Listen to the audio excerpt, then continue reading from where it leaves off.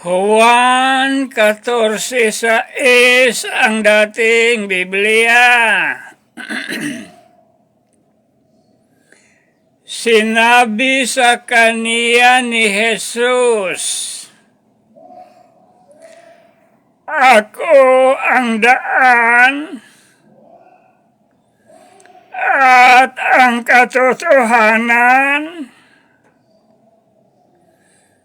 at ang buhay.